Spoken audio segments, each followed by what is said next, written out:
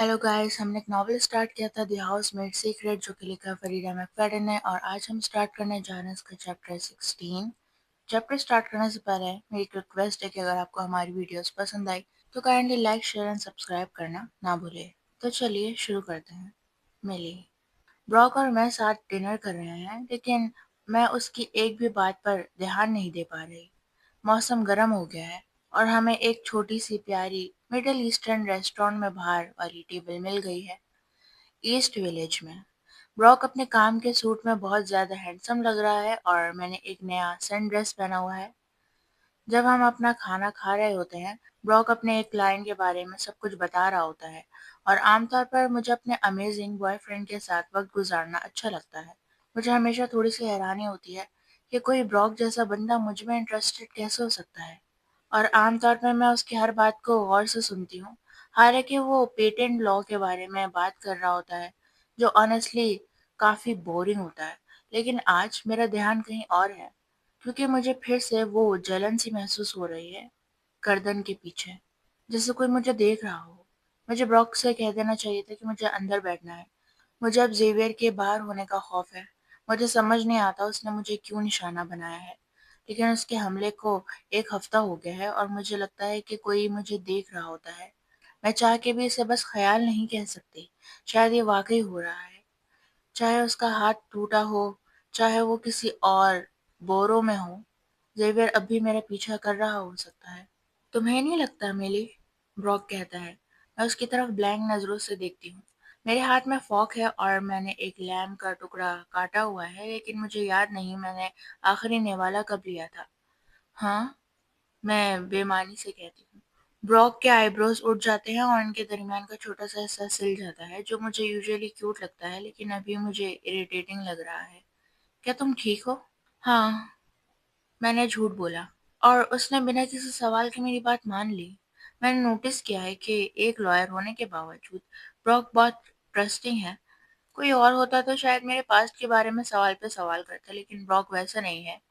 ये बात एक तरह से सुकून लायक है कि मुझे उसे सब कुछ बताना नहीं पड़ता, लेकिन कभी कभी दिल करता है कि वो मुझसे ज्यादा पूछे क्योंकि मैं थक चुकी हूँ उससे सब राज छुपाते छुपाते। ब्रॉक से मेरी मुलाकात उस वक्त हुई जब मैं समझती थी कि शायद मुझे किसी लीगल कैरियर में इंटरेस्ट हो सकता है, लेकिन उससे पहले कि मुझे एहसास हो कि मेरा बैकग्राउंड ऐसा है तो ये सब मुश्किल था मगर नामुमकिन नहीं था। कम्युनिटी कॉलेज ने मुझे ब्रॉक के साथ शेडोइंग का मौका दिया। हालांकि पहले दिन ही उसने हल्की सी मुस्कुराहट के साथ कहा, मेरा काम कुछ खास एक्साइटिंग नहीं है। मुझे लगा था कि कोर्ट रूम्स में जाऊंगी, लेकिन असल में तो वो ज्यादातर पेपर वर्क करता था और मैं सिर्फ देखती थी। आई एम सॉरी, उसने वीक के आखिर में मुझसे कहा। मुझे लगता है तुम कुछ और एक्सपेक्ट कर रही थी। इट्स ओके, मैंने जवाब दिया। मैं वैसे भी लॉयर नहीं बनना चाहती थी। Let me make it up to you, मैं तुम्हें डिनर पर ले जाता हूँ। बाद में ब्रॉक ने बताया कि उस पूरे वीक वो मुझे डेट पर ले जाने का कोई तरीका सोचता रहा था। सच तो ये है कि मैंने ऑलमोस्ट नो कह दिया था। मैं अभी भी एंजो के बाद डिप्रेस थी जब उसने मुझे क्लियरली कह दिया था कि उसका वापस यूएस आने का कोई इरादा नहीं, और मुझे लगता था कि मेरा दिल दोबारा टूटने की हिम्मत नहीं रखता। लेकिन फिर मुझे वो ब्यूटीफुल इटालियन लड़कियां याद आईं जो मेरे एक्स बॉयफ्रेंड पर लाइन मार रही होंगी, और मैंने सोचा व्हाट द हेल, मैं क्यों ना थोड़ी मस्ती करूं। ब्रॉक एक अच्छा बॉयफ्रेंड रहा है। हर गुजरते वीक के साथ मैं उसकी कोई बड़ी खराबी ढूंढने की कोशिश करती हूँ, लेकिन वो हर मर्तबा परफेक्ट ही रहता है। और ये बात इरिटेट करती है जब उसे पता चलता है कि जेवियर पर असॉल्ट का केस नहीं चला, तो वो ठीक उसी तरह नाराज हुआ जैसा होना चाहिए था। उसने ऑफर भी किया कि वो मेरे साथ पुलिस स्टेशन चले और केस ऑफिसर से बात करे, लेकिन मुझे ऑब्वियस रीजंस की वजह से मना करना पड़ा और उसके बाद उसने ये बात छोड़ दी, जबकि मैं पूरे वीक इस बात से निकल नहीं पाई हूँ। ब्रॉक ने मूव ऑन कर लिया। हाँ, उसने बार बार ये कहा है कि तुम्हें कहीं और रहने का सोचना चाहिए। तुम कुछ ज्यादा ही पेल लग रही हो, ब्रॉक नोट करता है। मैं अपनी गर्दन के पीछे हाथ रखती हूँ फिर पीछे मुड़कर देखती हूँ। मुझे यकीन होता है कि जेवियर सामने होगा, लेकिन वहां कोई नहीं होता। कम से कम मुझे नहीं नजर आता, लेकिन वो कहीं ना कहीं जरूर है।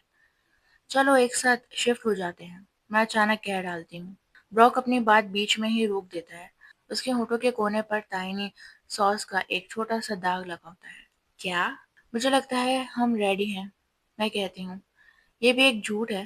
میں بالکل بھی تیار محسوس نہیں کرتی براک کے ساتھ شفٹ ہونے کے لیے، لیکن میں کسی صورت میں ساؤتھ برانکس والے اپارٹمنٹ میں واپس نہیں جاؤں گی جب تک زیویئر وہاں رہتا ہے، اور مجھے نہیں لگتا کہ اس پورے نیبرہڈ میں مجھے کہیں بھی محفوظ محسوس ہوگا۔ یہاں تک کہ یہاں بیٹھ کر بھی مجھے چین نہیں ہے، لیکن برانکس تو بالکل بھی نہیں۔ ہر صورت میں کہنا یہی ٹھیک لگتا ہے۔ میرے بوائے فرینڈ کے چہرے پر ایک بڑی سی اسمائل چمک اٹھتی ہے۔ اوکے، مجھے تو اچھا لگا یہ سن کے، وہ کہتا ہے اور ٹیبل کے پار سے میرا ہاتھ پکڑتا ہے۔ آئی لو یو ملی۔ میں اپنا منہ کھولتی ہوں، یہ جانتے ہوئے کہ میں ایک ایسے موڑ پر آ گئی ہوں جہاں مجھے بھی اس سے یہ بات کہنی چاہیے، لیکن اسی وقت میری گردن کے پیچھے ایک عجیب سی گھبراہٹ تیز ہو جاتی ہے کہ برداشت سے باہر لگتی ہے۔ میں اچانک سے اپنا سر گھما کر پیچھے دیکھتی ہوں، پوری طرح یقین کے ساتھ کہ زیویئر کچھ قدم دور کھڑا ہوگا، مجھے گھور رہا ہوگا۔ میری آنکھیں تنگ ہو جاتی ہیں، جیسے میں پوری اسٹریٹ کو اسکین کر رہی ہوں۔ کہاں گیا وہ ایس ہول؟ لیکن زیویئر نظر نہیں آتا۔